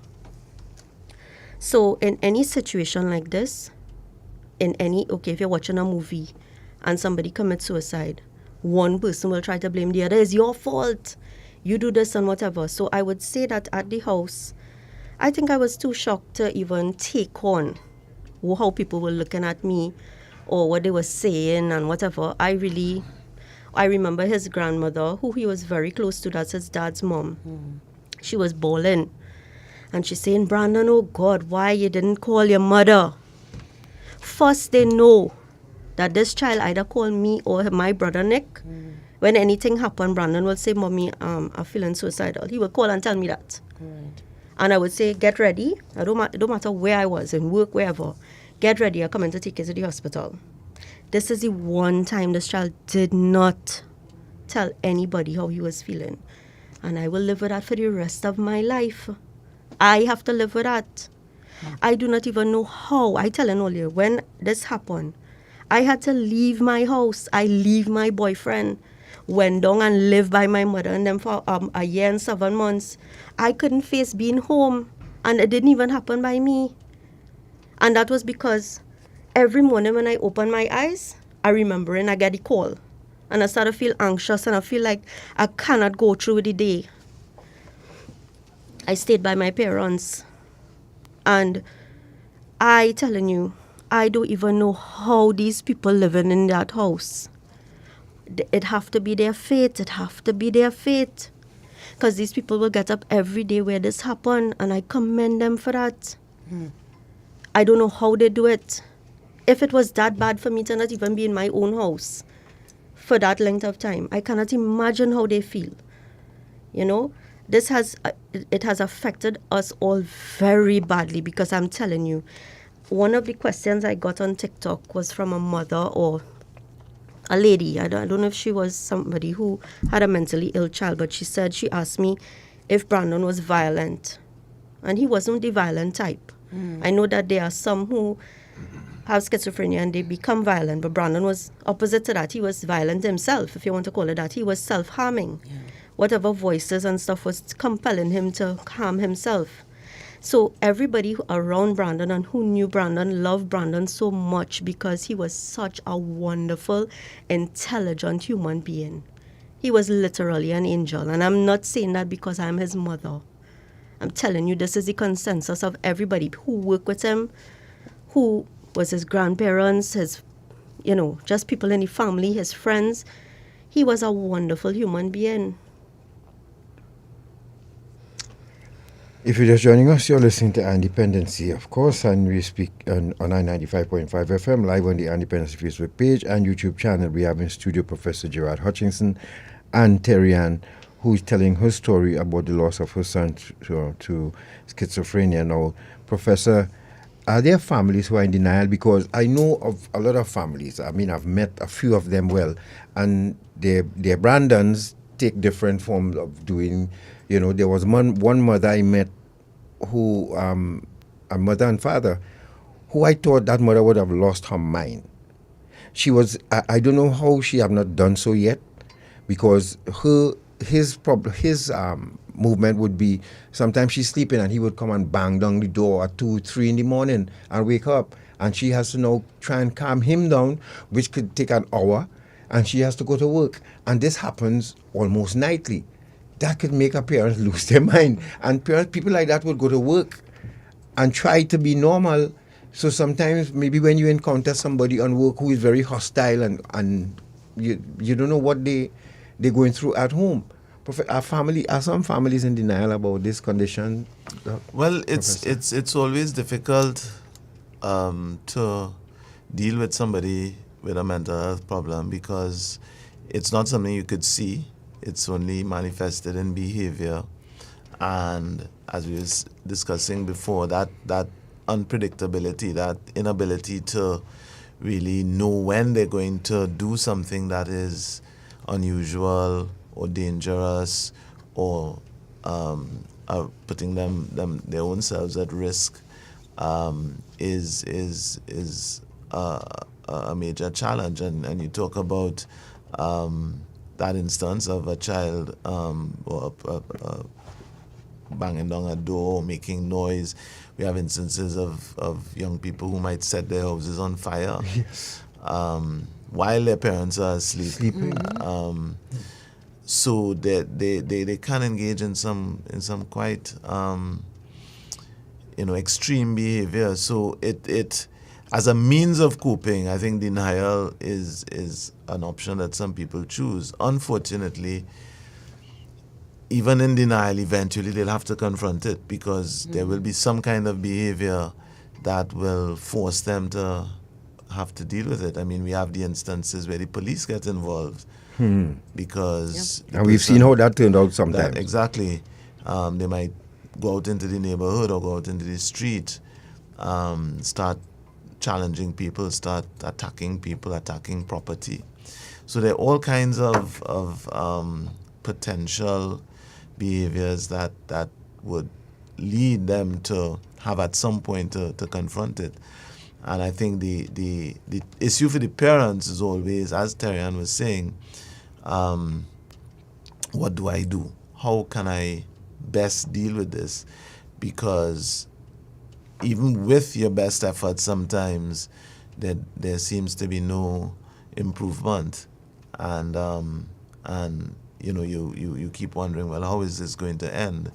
And you have, of course, to deal with the other challenges of your life. You might have other children, which introduces another issue because the other children might feel you're putting too much attention on that, on that child, and they Yes. feel neglected, they feel left out. So that creates conflict within Or they the could home. feel you putting them in danger too, because why you keeping them home? Of course, And right. You know, so that's a whole other issue. And as you say, if you work, how do you concentrate on the tasks that you have at work when you part of your mind is constantly, you don't know what you're going home to face. Yes. You don't know if you'll get a call that, you know, your child is doing something, and as happened with Tarian, you have to go immediately.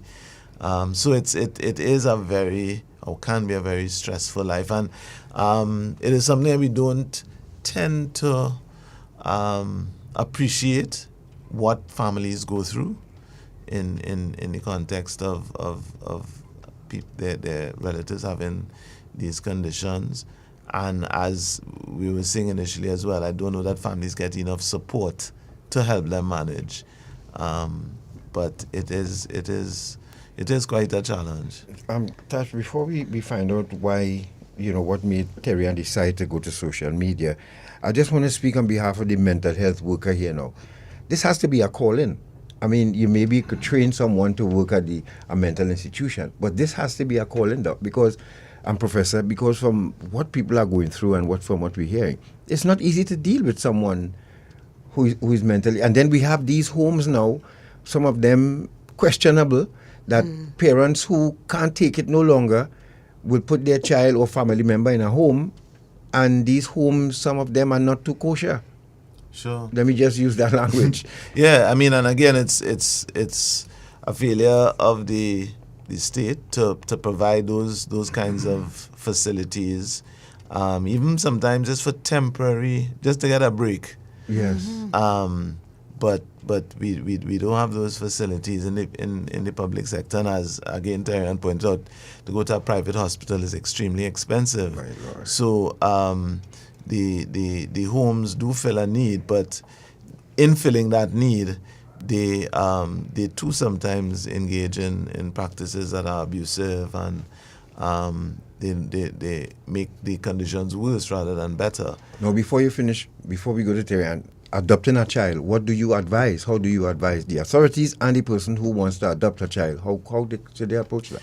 Well, I think it's critical to get as comprehensive a history as possible, and to really spend a lot of time with the child, understanding why the child is up for adoption, and determining whether you have the capacity to deal with the possibility that a problem might occur with the child.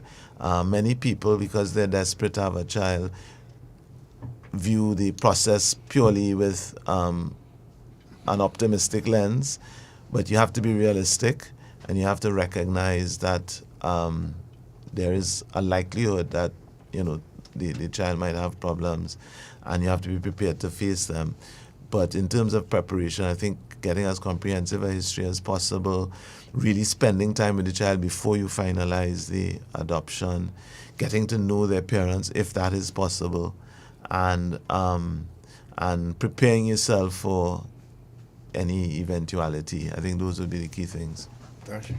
Yeah, I wanted to touch on a point that the professor raised in terms of the other children. You have a daughter who's in studio with us. What was it like living with Brandon and his illness, and also trying to be, you know, a mother to her? Truthfully, I think I neglected her coming down to the end of his life because I was more concentrating on Brandon. I wouldn't say that I'd love her any less or anything like that, but I felt at the time that he needed more of my attention. I cannot imagine as a child how it feels to lose a sibling, to see a mommy hurting over this over and over and over. And now she is afraid to speak about him with me. She would speak about him with anybody else but me. And how I would know is that they would come back and tell me. So if she spent time with my mommy, she will speak about Brandon there. She would remember things there. Or if she by my aunt or anybody else. And I think one of the main reasons is because she's afraid that I would start to get upset and cry. Now, one of the things the counselor, of course after Brandon died, we went for counseling. Yeah. One of the things the counselor told me, do not pretend in front of her. She has to see that I'm grieving for Brandon. This is a normal thing. You lose a child. So let us see it. I mean, not to know extreme, and I was not extreme in my grief. I would tell you I internalized it, and it would manifest in my health. My weight went up and down, up and down. Now I feel like I am probably the biggest I ever was. Well, since he died, and I think I took it out on my own self, where I didn't try to make her feel, or the people around me feel, any worse, because it is a tragedy. And I was always conscious that, you know what, there are people around me, I cannot fall apart. She is dependent on me, she's a child. She's still depending on me. I have to show her strength. So in the process of the ending of Brandon's life, I will say that I did fall short with both of them, because sometimes it's difficult to cope with something like that. You have to have real patience. Imagine you giving your child this bottle of water to make them get better, right? And you figure, okay, yes, they're drinking this bottle of water and they'll get better. And boom, it's because they went 10 steps back. You now have to be like, oh my God, what else can I do? What is going on here? Sometimes you would be so angry that you'd want to take it out on your child. You'll be like, hey, you can't do this. And that is the wrong approach. You can't beat something out of a child, especially if they're mentally ill. So for the parents out there that are listening, if your child is displaying some strange behavior and you decide to take them to the doctor and the doctor says they have to do some more tests and stuff, allow it to happen and try to be patient. You have to show the child that they are not a burden to you. One of the main things that Brandon used to be feeling is a burden. He used to say he feels like a burden to us. And I remember, just 2 days before this child did this thing, I said, I want you to know that you will never be a burden to us. We brought you into this world. You didn't ask to be here. Don't ever feel like you are a burden. I am always here for you. Now, Terri-Ann and Professor, people like that are always, the IQ is very high. Yes. And the ones I've met, the Brandon I've met and others, very high IQ. Some of the things that you carry on conversation with them, you're shocked to know that they know these things. And, you know, words, Professor, some of you and I can't pronounce. I met a young man who was pronouncing these words and telling the parents the composition of the drugs that he was taking. That is Brandon. The opioids. He actually knew the clinical terms and medical terms for these drugs. And I learned something from the young man. And I was called to help him because his was drugs. He used a lot of drugs. Terri-Ann, we'd like to take some calls of support from you. People have been asking to call and support you, so we could do that. But in the meantime, let's put up the vape. I saw this at a gas station in Trinidad and Tobago, folks, one on Ryson Road, and I want you to see it for yourself, what your child could actually walk into this gas station and buy. Remember, this product can also be switched with cannabis and other products, the oil. I want you to remember this. And this is what it looks like in the gas station that I saw it. I decided to record it. And the thank God the security really wasn't on top of his game that day when I don't know. But I had to do it to come and share it with you because I want you to see it. And we'll take some calls for you, 622-3937. Take some calls to Terri-Ann and Professor. If there's anything else you'd like to add, to this, please do. But it's video F short video man. F short man, put it up so But parents.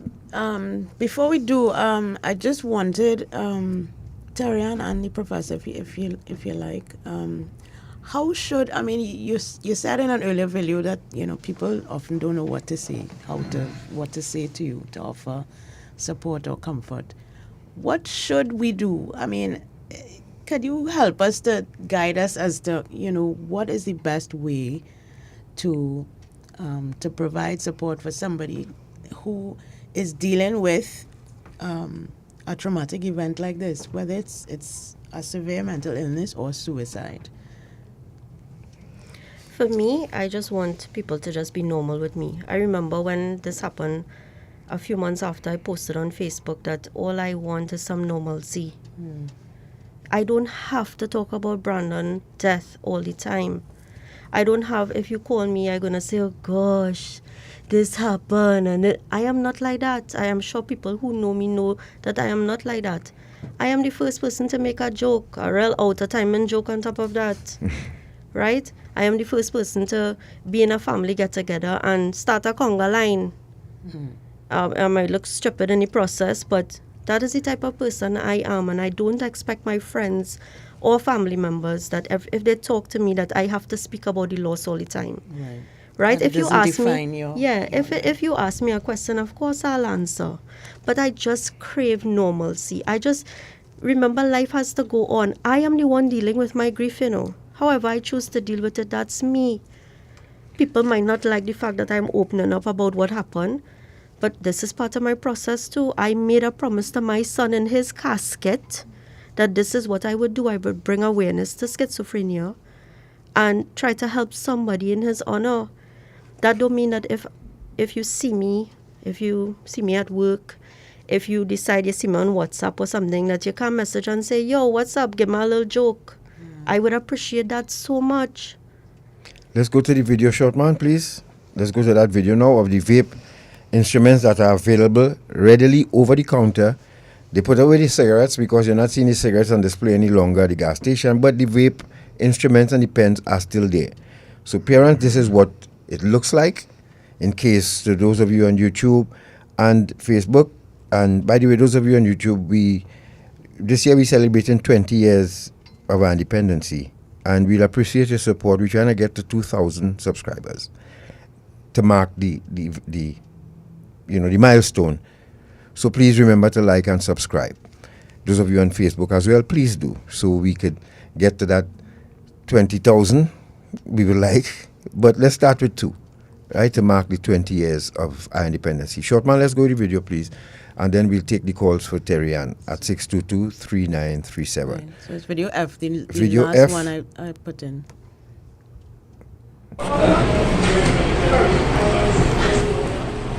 What it looks like, and it's readily available in the gas station. See how colorful and how pretty it looks? Now, this is the instrument I call, gives you dragon breath. Because that's how the smoke comes out of your mouth. Like a little dragon flame, And this is available at the counters where anybody can buy it. The guy who came and when I saw him bought it, he looked very young, and the attendant didn't even ask for ID. That's the thing about Trinidad and Tobago, Professor. The unregulated sale of vaping devices. Yes.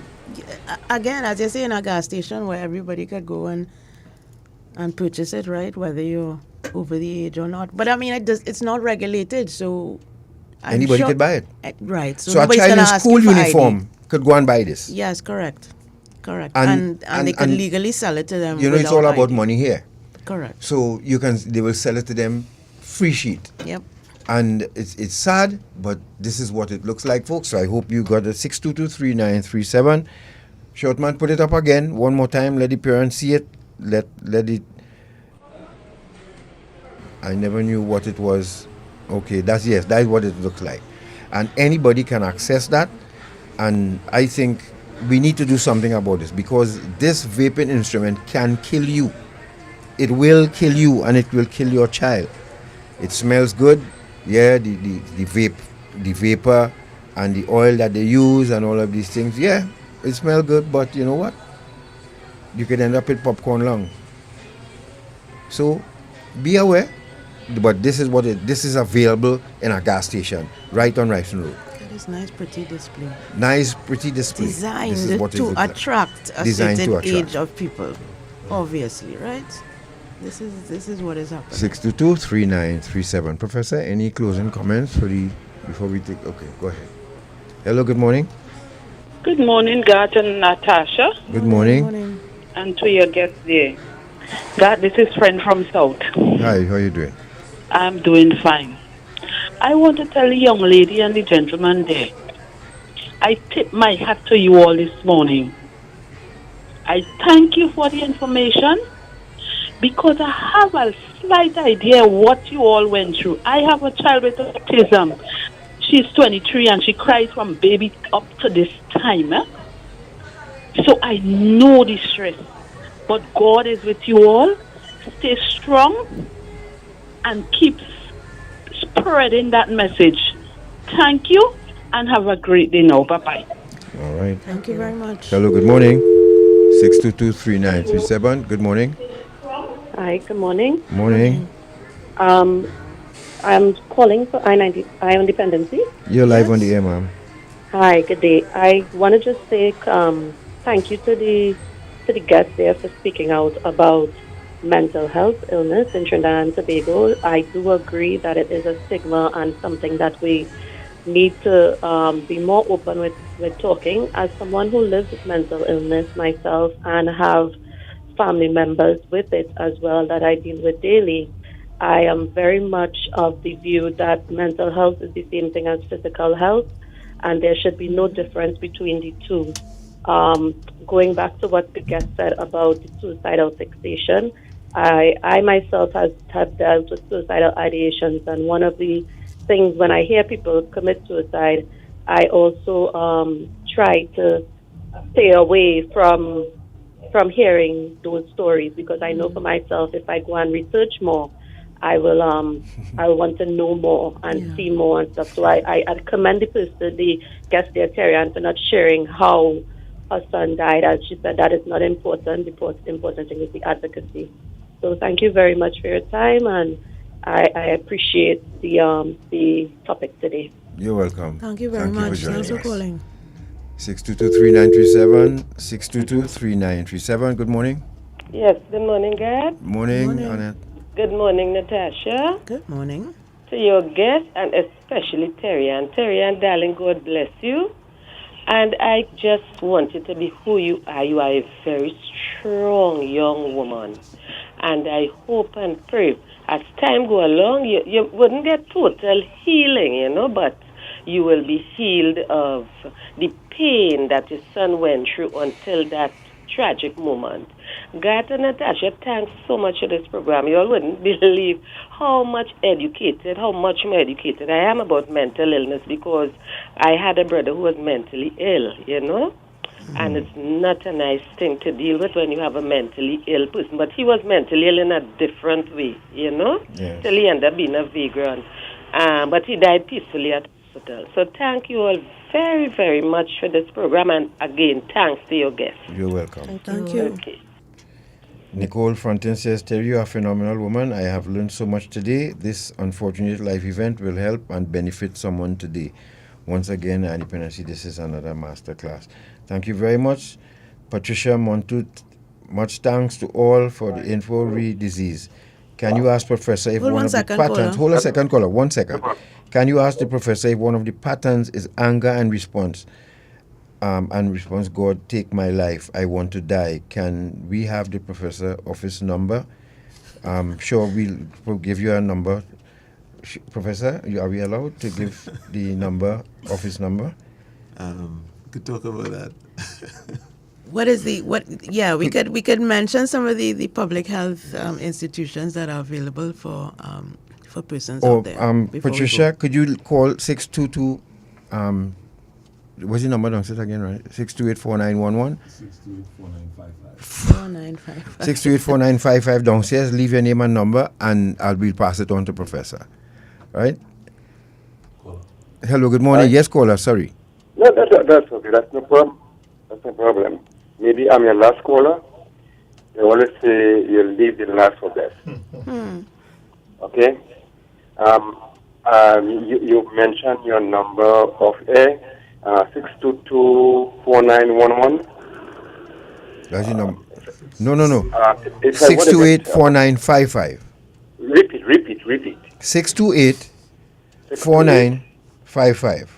4955. Diana, Bob, you need some help for your niece. Okay. I'm gonna post the link on from the Ministry of Health's website. They have a page on their website that talks about all of the places where you can access mental health care, crisis mental health services, and a listing of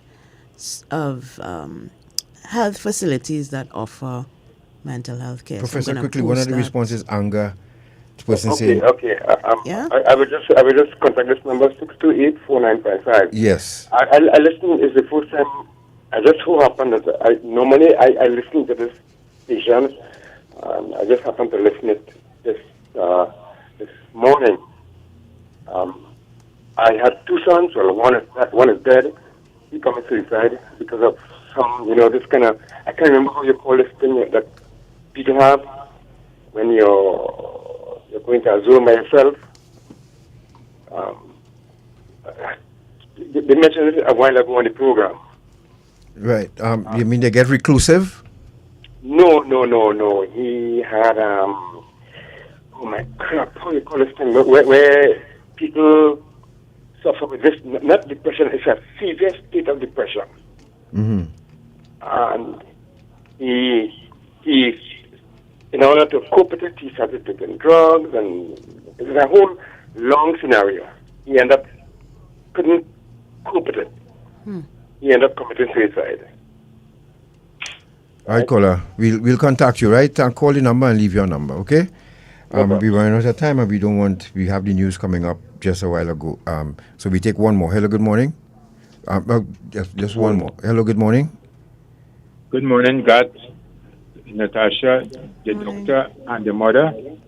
I wish to congratulate her for coming out with her story, which I am sure will assist others families facing the same situation. Yes. Good program. Keep up the good work. All right. Closing remarks, Terri-Ann. What would you want people to take away from your journey here this morning? Just be aware of your children's behaviors. Keep on top of checking out what they're looking at on YouTube, on Facebook. Question them a lot.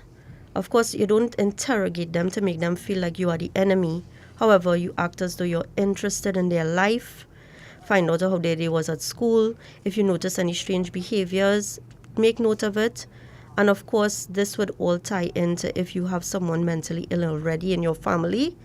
Make special note of it. Nobody's telling you to be paranoid, but just make note of different behaviors. And of course, when children are growing up and they reach teenagers, they will get reclusive at times too. That is quite normal. But if you notice any abnormal behavior, just make note of it and, take them to see the doctor or whatever it is to try to help them before it gets out of control. Professor? Yeah, I think the key is to not be afraid to seek help. I think if you notice something that is unusual or strange or different, try to find out what lies beneath it and be very positive about seeking help. Don't think that seeking help is a sign of weakness or a sign that you can't cope, because help sometimes is what is needed to solve the problem. And I think having a relationship with your children where you're able to communicate openly and clearly with them is critical. And you have to work at establishing that so that you'll have them tell you what they feel, so that you'll be able to identify when things are going wrong. Thank you so much, Professor. And folks, we thank you. You've been a wonderful support here this morning for Terri-Ann. We really appreciate it. And I just want to put you on notice that we monitoring a situation with one of our board members that he reported. Remember that young man, we showed his picture. By the way, the young man is still living in Mount Hope Hospital because he's 11 years. He got hooked on cocaine. His father and mother were both cocaine addicts and were pimping out their children. Well, I think the authorities finally removed the children, but our board member's life was threatened. And, you know, they tell you when you see something, say something. He did, and now his life is under threat. We will monitor it this week and report to you next week, God's willing, on how that is going. Yep. Right? But this father was selling his daughter for cocaine. Mother and father. Terri-Ann, sister, thank you so much. Your support here. Huzzy, I'll call you that. And his daughter and your daughter, you all stay strong and continue the advocacy. And from the response of this program today, we need to continue. So we'll have you back. We promise the listeners we'll have you back. For those of you who need the help, please call the number we provided, 628-4955. Leave your name.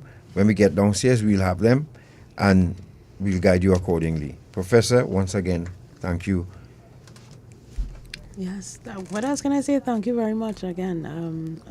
As our audience has said that they've learned something, and that is what we aim to do here on our Independency.